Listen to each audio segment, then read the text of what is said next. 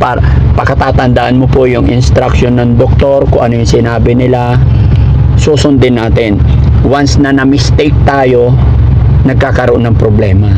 Yun yung mga pasyente na hindi gumagaling. Maniwala ka po sa akin, tay, sa dami na po ng inaalagaan namin, talagang sinusunod namin step by step yung pag-inom ng gamot. Pag-uusapan pa namin ni tatay kung anong pinaka-the best at kung ano ang maganda para sa kanyang anak.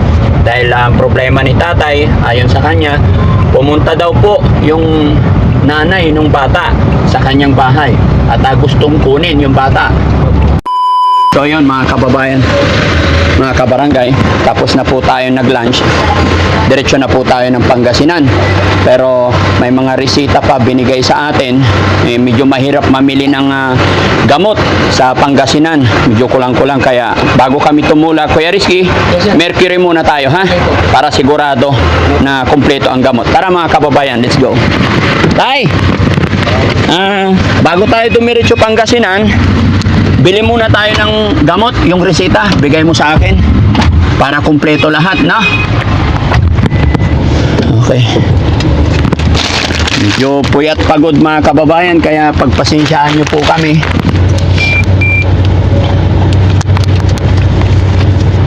Ayan. Ito mga kababayan, dami pong resita na kailangan bilhin para hanggang March, no? Opo, March. Yung gamot na to mga kababayan, bibilhin natin hanggang March. Ayan. Sige. Okay lang. Basta lahat bibilhin natin. 3. February, March. March 24? March 4. March 4. So, kulang-kulang isang buwan? Sige. Pagod ka ba, tay? Puyat pagod. Okay lang yan, tay. Pag may tiyaga, may nilaga, di ba? Bilib ako sa iyo, tay, kasi ginagawa mo yung karapatan mo bilang ama, no? May awa ang Diyos, mag-pray lang po tayo. Okay lang yung driver natin, Kuya Rizky? Yes, sir. Okay lang. Hindi antok? Kaya pa. Kaya pa. Sabihin mo pag hindi kaya, pwede naman ako mag-drive, ha? Uy. Mercury muna tayo. Yes, sir. Okay, very good. Medyo puyat, pugad, pagod, puyat. Nabubulol na ako, mga kababayan, kasi kahapon, maghapon, and then magdamag. Siyempre, pag wala tayo sa sarili nating bed, medyo irritable tayo. Sasakyan lang po ang nagsilbing, iniidlipan ng team.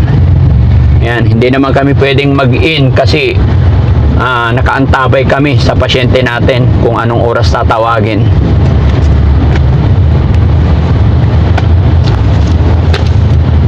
Para pakatatandaan mo po yung instruction ng doktor, kung ano yung sinabi nila, susundin natin.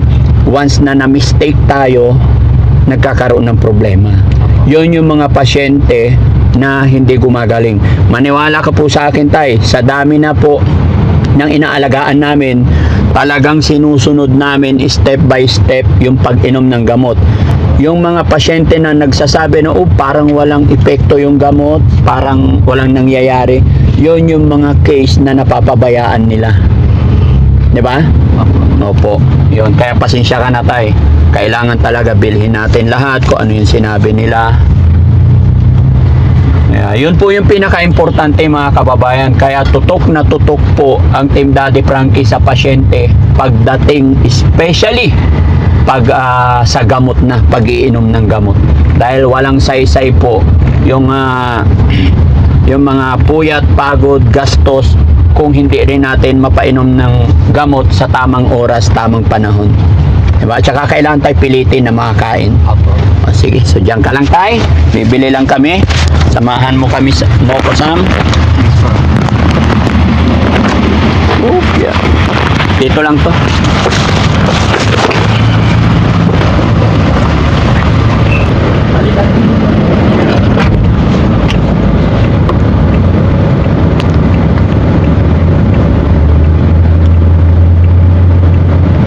A few moments later.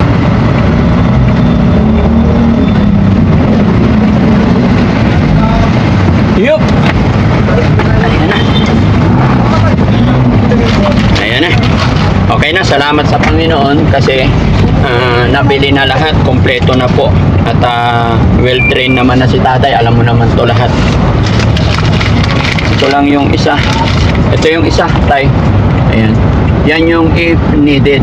Pag kailangan lang, pag nagtatantrum siya. Pag nagwawala siya.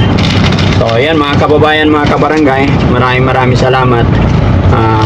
Ito rin po yung kabilin-bilinan sa amin na yung mga gamot hindi natin pwedeng ini-expose, kumbaga confidential po yan. Pero pinapakita ko lang po sa inyo na binibili natin sa mga maayos na pamilya tayo, no? Okay, so mga kababayan, diretso po tayo. Tay, ito yung mga resita mo. Kung mapapansin nyo mga kababayan, sabi kasi ng doktor, niresitahan siya, 3 resita yan. 1, 2, 3. Bali, 3 gamot. Pero bawat resita, 3 beses siyang nagresita. Kasi pag halimbawa naubusan, pwede kang makabili ulit. So hindi na ito ipapakita mo tayo, itong pangalawa hanggang pangatlo. Tama? Pero wag kang mag-alala tayo. Nandyan kami lagi na suporta sa likuran mo po, ano? Yan. Pasensya ka na tayo, ginagawa ko ito para nakikita rin ng ating mga kababayan yung pagbili ay yung paano alagaan ng pasyente. Tay, hawakan mo na to. Pagkaingatan mo yung resita. Okay, so diretso tayo mga kababayan. At pag-uusapan pa namin ni tatay kung anong pinaka-the best at kung ano ang maganda para sa kanyang anak. Dahil ang problema ni tatay, ayon sa kanya, pumunta daw po yung nanay nung bata sa kanyang bahay at gustong kunin yung bata. Ang problema, pag kinuha, baka hindi mapagpatuloy yung pagpapagamot at hindi gagaling ang bata. Kaya pag-uusapan namin yan mga kababayan pagdating natin sa shelter. Maraming salamat and God bless po. So, mga kababayan, antabayanan nyo na lang po pagdating namin sa shelter. Dire-diretso na po tayo. Yan, maraming salamat po and God bless po. Gabayan sana ng Panginoon yung biyahe namin. Mag-pray tayo, lalong-lalo sa ating mga driver, no? Na ilayo tayo sa anumang kapahamakan, anumang disgrasya. Maraming salamat and God bless po.